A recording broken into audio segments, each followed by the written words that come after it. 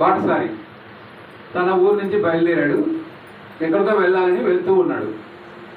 ఎక్కడికి వెళ్ళాలో మర్చిపోయినాడు, తన ఊరు ఏదో మర్చిపోయినాడు. అలాగా తిరుగుతూనే ఉన్నాడు, ఊర్లన్నీ తిరుగుతున్నాడు, ఎక్కడెక్కడ తిరుగుతున్నాడు, ఎక్కడికి పోవాలో తెలియదు. ఒక చోటుకి వెళ్తూనే కొంతమంది అక్కడ రచ్చబండ మీద కూర్చొని ఉంటే పెద్దలు వాళ్ళని పోయి అడిగాడు, నేను ఎక్కడి నుంచి వచ్చాను, నేను ఎక్కడ పోవాలో నాకు తెలియడం లేదంటే, నువ్వు ఈ గ్రామం దాటిపోతే ఒక పెద్ద నది వస్తుంది, అక్కడ నీకు తారసపడి వాళ్ళని అడగండి, మీరు ఎవరో చెప్తారు, మీరు ఎక్కడికి వెళ్ళాలో తీసుకెళ్తారు అన్నారు. సరే బాగానే ఉందని ఆ గ్రామం అంతా దాటుకొని బయటకు వెళ్ళిపోతే అక్కడ పెద్ద నది కనిపించింది. ఫస్ట్ ఒక కుంటివాడు కనిపించాడు. కుంటివాడు కనిపిస్తే ఆయన అడిగాడు, నేను ఎక్కడి నుంచి వచ్చాను, నేను ఎక్కడికి పోవాలంటే నువ్వు ఈ నది దాటిపోవాలి అని చెప్పాడు. ఈ నది ఎలా దాటాలి అని ఆ కుంటివాడిని అడుగుతున్నాడు. అడిగితే అతను ఒక 50 అడుగులు ఇట్లా స్ట్రైట్గా పోయి అక్కడ 10-15 అడుగులే నీకు లోతు ఉంటుంది, ఆ తర్వాత చాలా లోతు ఉంటుంది, అక్కడి నుంచి రైట్ టర్న్ తీసుకొని నువ్వు ఇంకొక 100 అడుగులు పోతే ఆ తర్వాత లెఫ్ట్ టర్న్ తీసుకుంటే నువ్వు తీరం చేస్తావు అని చెప్తున్నాడు. అంటే అతను చూశాడు, ఇతన్ని, నువ్వు కుంటివాడు కదా, నువ్వు ఎప్పుడైనా వెళ్ళా ఇక్కడి నుంచి అన్నాడు. అంటే నేను ఎప్పుడు వెళ్ళలేదు, తెలుసు నాకు అన్నాడు. అంటే సరే అనుకొని మళ్ళీ ఇంకొంచెం ముందుకు వెళ్ళాడు. ఇంకొంచెం ముందుకు పోతే ఓ గుడ్డివాడికి కనిపించాడు. ఆ గుడ్డివాడిని అడిగాడు అనమాట, నేను ఇలా ఎక్కడి నుంచి వచ్చానో తెలీదు, నేను ఎక్కడికి పోవాలో తెలీదు అని చెప్తే, ఈ నదిని దాటిపోతే నువ్వు వెళ్తావు అని చెప్పాడు. అని చెప్పి సేమ్ అలాగే చెప్పాడు అతను కూడా, ఇలా వెళ్ళు, అలా వెళ్ళు, అలా వెళ్ళు, నువ్వు ఎప్పుడైనా వెళ్ళావా అంట. అంటే నేను వెళ్ళాను, వేరే అతనితో కలిసి వెళ్ళానని చెప్పాడు. సరే అని మళ్ళీ ముందుకు వెళితే ఒక వ్యక్తి కనిపించాడు. ఆ వ్యక్తి ఇతని కోసమే ఆయన ఎదురు చూస్తూ ఉన్నాడు అనమాట. అవి వచ్చావా, రా, నిన్ను నేను దాటిస్తాను ఈ నదిని అని చేయి పట్టుకొని పెడుతూ ఉన్నాడు. ఈ ఫస్ట్ అతను ఎవడు, ఈ సెకండ్ అతను ఎవరు, ఈ థర్డ్ అతను ఎవరు అని స్వామి చెప్తుంటాడు. ఫస్ట్ అతను అసలు ఏమీ తెలియదు, ఆయన అసలు కాలు కూడా పెట్టలేదు లోపల నదిలోకి, కానీ చెప్తూ ఉన్నాడు. అంటే ఇలా బాధ గురువు, మన లోకంలో చాలామంది బాధ గురువులు ఉంటారు, డబ్బులు తీసుకునేకి మాత్రమే ఉంటారు, వాళ్ళకి ఏమీ తెలియదు, but they pretend as if they know everything. కాబట్టి వాళ్ళని నమ్మకూడదు.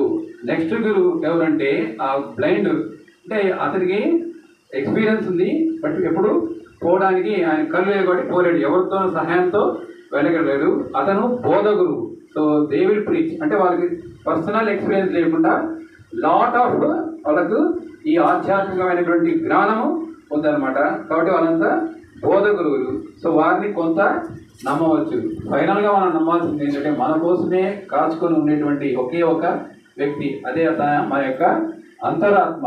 ఆ అంతరాత్మనే మనం నమ్ముకుంటే ఆ అంతరాత్మే మనను ఆ తీరము చేర్చే అవకాశం ఉంది. స్వామి కదా, అంతరాత్మ కన్నా జాపకుడు లేడు, అరయకాలమే నీకు పరమ గురువు, గ్రంథరాజం వేది ప్రత్యక్ష లోకమే, ఎవడు స్నేహితుండు ఈశ్వరుండే. కాబట్టి అలాంటి సద్గురువు అని చెప్పుకోనే లేదు, ఎందుకంటే శిష్యులు లేరు కాబట్టి ఆయన జగద్గురువు అనమాట. సో జగత్తుకే గురువు. నిజంగా శిష్యులు వస్తే ఆయన సద్గురువు అవుతాడు. కానీ మనమంతా సద్గురువు అని అనుకుంటున్నాం, కానీ శిష్యులుగా మారేటువంటి ప్రయత్నం అయితే చేయటం లేదు. నిన్ననే చెప్పుకున్నాం కదా, మనం సుభద్రుడు కాకండి అని చెప్పుకున్నాం. మనమంతా కూడా సుభద్రులే అవుతున్నాం. హ్యావింగ్ నోన్ ఎవ్రీథింగ్, మనం ఇంకా we are not able to experience it. ఎందుకంటే మనకు ఆ పాత వాసనలు ఇంకా అట్లాగే ఏడ్చి ఉన్నాయి. కాబట్టి మనం ఇంకా ఎక్కడో ఇంకా దాని గురించి వెతుకుతూనే ఉన్నాము. కానీ ఎదురుకుండే మనం పెట్టుకొని ఆయన చెప్తూనే ఉన్నాడు కదా, నేను నిన్ను చేయి పట్టుకొని నడిపిస్తానంటున్నాడు. నువ్వు నా చేయి పట్టుకోవన్లే. ఇప్పుడు మన చేయి స్వామి పట్టుకోవడానికి, మనం స్వామి చేయి పట్టుకోవడానికి చాలా డిఫరెన్స్ ఉంది. 2 న్యాయాలు ఉన్నాయి కదా, మనకు తెలుసు కదా. మార్జాల కిషోర న్యాయం అవుతుంది, మర్కట కిషోర న్యాయము 2 ఉన్నాయి. ఇందులో ఏది చాలా సేఫ్ అనుకుంటాం? మనమే ఉంటాం, మనం స్వామి చేయి పట్టుకుంటే సేఫ్ అని అనుకోవచ్చు. కానీ అదేంటిది? మర్కట కిషోర న్యాయం అది.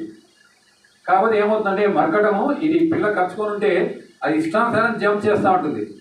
జంప్ చేస్తున్నప్పుడు దీని యొక్క ప్రజెన్స్ వేరే దాని మీద పడింది అనుకోండి, గ్రిప్ పోతుంది, పడిపోతుంది. అలాగే మనం కూడా స్వామి చేయి పట్టుకుంటే, మనం ప్రపంచంలో ఎన్నో ఉన్నాయి వింతలు, అది చూసుకుంటూ స్వామి చేయని వదిలేయచ్చు మనం. ఎందుకంటే సైమల్టేనియస్గా రెండు పనులు మనం చేయలేం, సాధారణంగా చేయం. ఒకదాని మీద మనం ఎక్కువ ఫోకస్ పెడితే రెండుదాన్ని జార విడుస్తాం. కాబట్టి స్వామి చేయి మనం పట్టుకోవడం అనేది దుర్లభము. దాని ద్వారా మనము కైవల్యం పొందే అవకాశము లేదు. మనం ఏం చేయాలి? మార్జాల కిషోర న్యాయానికి వెళ్ళాలి. స్వామి, నీకు నేను శరణాగతి చెందుతున్నాను, శరణాగతి సమర్పించుకుంటున్నాను, నువ్వే నన్ను పట్టుకొని పో అని స్వామి నా చేయి పట్టుకుంటే ఆ పిల్లి ఎలా పట్టుకుంటుంది? చిన్నపిల్లను చాలా డెలికేట్గా